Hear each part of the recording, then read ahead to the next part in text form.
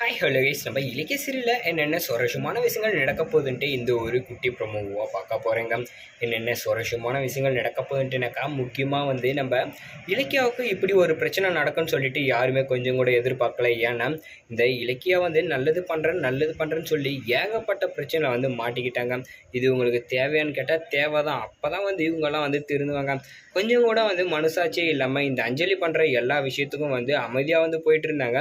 ஆனால் அது இப்போ இந்த ஒரு முடிவு கட்டுற நேரம் வந்துருச்சு இந்த அஞ்சலிக்கு. ஏன்னா இந்த அஞ்சலி பண்ணுற எல்லா விஷயமும் எப்படி இருந்துச்சுன்னாக்கா, நம்ம இலக்கிய மனுஷன் நோக்கடிக்கிற மாதிரி இல்லாமல் அவங்க வாழ்க்கையை வந்து அழிச்சணும், அவங்க உயிரோடு இருக்கக்கூடாது அப்படின்ற ஒரு விஷயத்தில் தான் வந்து எல்லாமே பண்ணிட்டு இருக்காங்க நம்ம அஞ்சலியும் நம்ம பைரவும் சேர்ந்துட்டு.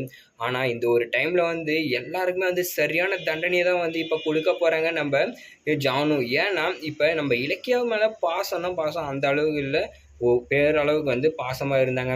ஆனால் நம்ம இலக்கியம் என்ன பண்ணாங்கன்னாக்கா, இப்போ இந்த ஒரு விஷயம் பண்ணது நம்ம ஜானுக்கும் வந்து தெரியும். நம்ம ஜானுக்கு தெரிஞ்சு தான் எல்லாமே நடந்தது.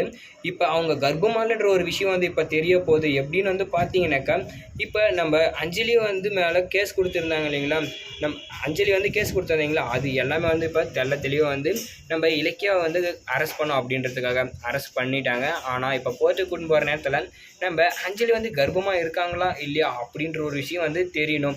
நீங்கள் வேணா செக் பண்ணி பாருங்கள். நான் வந்து பொய்யா எதுவும் வந்து சொல்லலை, இது எல்லாமே 100க்கு 100 உண்மை அப்படின்னு வந்து சொல்லிட்டு நம்ம இலக்கியா வந்து சொல்கிறாங்க. சொன்னதுமே நம்ம ஜட்ஜி என்ன பண்ணாங்கன்னாக்கா, சரி இவங்களை வந்து செக்கப்புக்கு அனுப்புங்க அப்படின்னு வந்து சொல்லிட்டாங்க.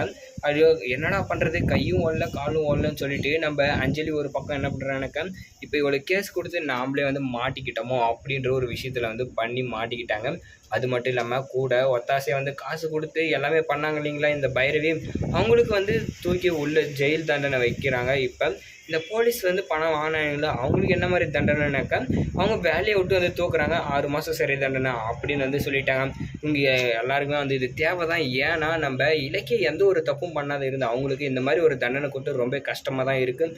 இதுக்கப்புறமாவது வந்து நம்ம இலக்கிய வந்து யாரும் எந்த ஒரு தொந்தரவு பண்ணாமல் இருந்தால் அவங்க வந்து நம்ம கௌதம் கூட ஹெல்ப் அண்ட் சப்போர்ட்டில் வந்து ரொம்ப இருப்பாங்க. ஏன்னா அவங்களுக்கு எந்த ஒரு பிரச்சனையும் இல்லாமல் நம்ம கௌதம்க்கு வந்து சப்போர்ட் பண்ணால் அவங்க பிஸ்னஸ் வந்து நல்லபடியாக டெவலப்மெண்ட் ஆகும். இந்த ஒரு டைமில் என்னாச்சுனாக்கா, நம்ம இலக்கியா வந்து ரொம்ப வந்து அழ ஆரம்பிச்சிட்டாங்க, ரொம்ப கஷ்டத்தில் வந்து போயிட்டாங்க. ஏன்னாக்கா அந்த மாதிரி ஒரு விஷயத்த வந்து இந்த அஞ்சலி வந்து பண்ணிட்டா. இவளை எவ்வளோ வந்து நம்ம மன்னிச்சு விட்டோம், ஆனால் இவன் நம்மளை தூக்கி உள்ளே வச்சுட்டாலே, இவள் பண்ணாத தப்பே கிடையாது, இவளுக்கு நம்ம எவ்வளோ ஃப்ரீடம் கொடுத்தோம், ஆனால் இந்த மாதிரி வந்து பண்ணுவான்னு சொல்லிட்டு கொஞ்சம் கூட எதிர்பார்க்கலாம் அப்படின்னு சொல்லிட்டு வந்து போயிட்டுருக்கு. சரி இந்த அஞ்சலி வந்து விடவே கூடாது, அவளுக்கு என்ன மாதிரி தண்டனை கொடுக்கலாம், இப்போ இலக்கியா வந்து வெளியே வந்துடுவாங்களா வரமாட்டாங்களா அப்படின்றத கமெண்ட்டில் கமெண்ட் பண்ணுங்கள். முக்கியமாக வந்து நம்ம ஜானு என்ன பண்ணானாக்கா, இந்த அஞ்சலி வந்து பண்ணா இல்லைங்களா, அதுக்காக அவள் கழுத்தை பிடிச்சி நெரிச்சு அவள் கன்னத்திலே பல்லார்னு வந்து அடிக்க ஆரம்பிச்சிட்டாங்க. என் மருமகளை ஏண்டி இந்த மாதிரி பண்ணேன்னு சொல்லிட்டு. ஸோ இதெல்லாம் உங்களுக்கு பிடிச்சிருந்தா கமெண்ட் பண்ணி வீடியோக்கு லைக் போட்டு சேனலையும் சப்ஸ்கிரைப் பண்ணிக்கோங்க.